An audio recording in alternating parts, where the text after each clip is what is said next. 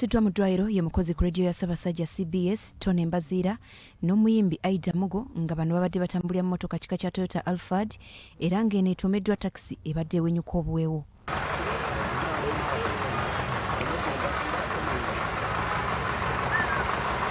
Mbaziira Tonny abadduukirize bamuddusiza mu ddwaliro ekitovu ate Aida Mugo n'addusibwa mu ddwaliro e Mulago nga biwalataka. Ni mukulemererwa kadoni mukulemererwa nejja esanga muloka ya Mbaziira Tonny kubanga Tonny abadde mu Toyota Alphard omukyala yabadde avuga kati nejubba olujukubye neewunga nekumawo nekuba ku kifunvu nekyuka netuni Masaka omwamloka we musaze bweti kumumwa bweti ngavuma omusayi muyitirivu nnyo nga tukima tumutuusa kwe kugamba abamujjamu nti temumuwumuza wansi mumuteeke ku piki era ne bampuliriza ne bamuteeka ku piki kwe kusabayo omuntu omu nembaga mumpeeyo omuntu omu amunkwatireko kuba abadde alimu omusayi mungi. Mu kwogerako ne Mbaziira mu ddwaliro gye tumusanze atutegeezezza nti takisi ebadde ewenyuka obuweewo ye bayingiridde era ng'ekibayambye obutafiirawo kwe kubanga abadde bavuga mpola bw'atyo n'atunnyonnyola n'engeri gy'alumiziddwamu. Ekintambuza nga bukyali mbanja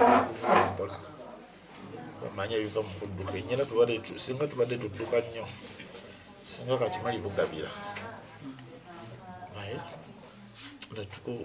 tuzze mpolampola nja kutereera lwokuba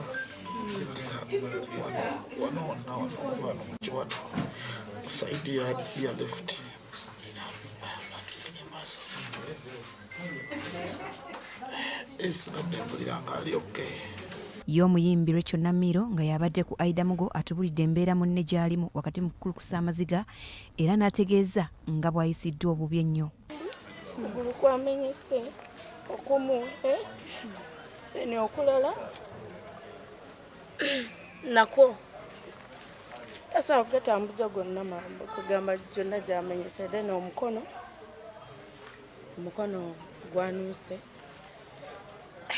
simaina kumanya naye atusaba ajja kuba aterera bulungi. Omu ku bakozi ba leediyo mu Greater Masaka nga bakulembeddwamu Madimbuko bategeezezza nti babadde beesunga munnaabwe okubeera naye mu kivvulu ekimu e Masaka kyokka kibabuuseeko okuwulira nti afunye akabenje. Mawulire ago ngafuna nti mzee abadde ajja eno Masaka adaye naye ekivvulu kya nnyanya olwaleero nafuna akabenje ako. Tetusobola kulema kwebaza abadduukirize abasobodde okubanga babaleeta kubanga ennaku zino abantu balina enkola mu kifo ky'okutaasa omuntu omutwala mu ddwaliro afune obujjanjabi abasinga banoonya byakubba. Ate emiranga n'ebiwoobe bisaanikidde tawuni y'Emyanzi mu disitulikiti y'e Kassanda ku luguudo oluva Mityana okudda Mbere abantu bana bwe bafiiriddewo oluvannyuma lw'emmotoka kika kya Fuso namba UAY 415V ebadde etisse emmere n'abasuubuzi okulemerera omugoba waayo n'egaana okusiba era n'egwa mu lusaalu.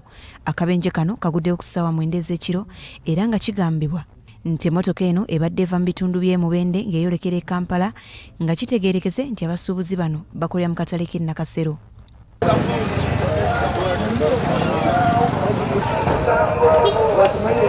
Okusinziira ku batuuze kano si ke kabenje akasoose okugwa mu kitundu kino ng'obuzibu babutadde ku mbeera y'ekkubo erikolebwa kyokka nga ligaanye okuggwa. Naye kati bwe yakubye eri olw'ensonga y'okuba nga ampusi zaakumukumu n'akuba n'endala era ndowooza olaba emmotoka yayabidde n'asobola okuba ng'ayingira eno. Gamba aksidenti wano ziba nnyingi tusaba bano abakola oluguudo banguyeyanguyeeko oluguudo luggwe. Omwogezi wa poliisi mu bitundu bya Wamala Rachel Kawala akasizza akabenje kano n'ategeeza nga bwe bakanye eddano gw'okunoonyereza ku kiviiddeko akabenje ke kamu nga n'abalumiziddwa baddusiddwa mu ddwaliro so nga n'emirambo egitwaliddwa mu ddwaliro gyekebejjebwe. Mu ngeri y'emu abantu basatu be bafudde e Kajumiro ku luguudo lwa Sembabule Gomba baasi kika kya Jagwa namba UBF 736G ng'eno ebadde eva Rwanda ng'edda Uganda bw'eremeredde omugoba waayo ne yeefuula emirundi egiwerako. Akabenje kano kaguddewo ku ssaawa 11 ez'okumakya era nga mubafudde kubaddeko n'abadde omugoba waayo ategeerekese nga Asimwe David so nga abantu abalala 8 babuuseewo n'ebisago eby'amaanyi ne baddusibwa mu ddwaliro e Maddu nga biwalataka. Gy'emirambo gitwaliddwa mu ddwaliro e Gomba gyekebejjebwe nga ne bbaasi ekoze akabenje etwaliddwa ku poliisi y'e Kanoni. Okusinziira ku poliisi ekiviiddeko akabenje kano kibadde tekinnategeerekeka wabula nga batandikiddewo okunoonyereza. Emmotoka eno ketuuse mu kifo ekyo kyegeddwako elemereddwa omugoba waayo kwe kugwa wansi neeta abantu basatu emmuli n'omugoba waayo ayitibwa Asiimwe David n'ekosebwa n'abalala 8 ababadde nga batambulira mu bbaasi y'emu. Abakosebwa batwaliddwa mu ddwaliro eri Madu Health Center 3 okufuna obujjanjabi.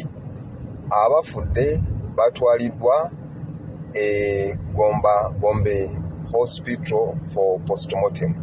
Emmotoka etwaliddwa Kanoni Police Station for inspection. Ekireesewo kano akabenje tekinategerekeka nga poliisi etandise okunoonyereza kwayo okulaba ddala ki ekiviridde ku kano akabenje. Mawulire gannako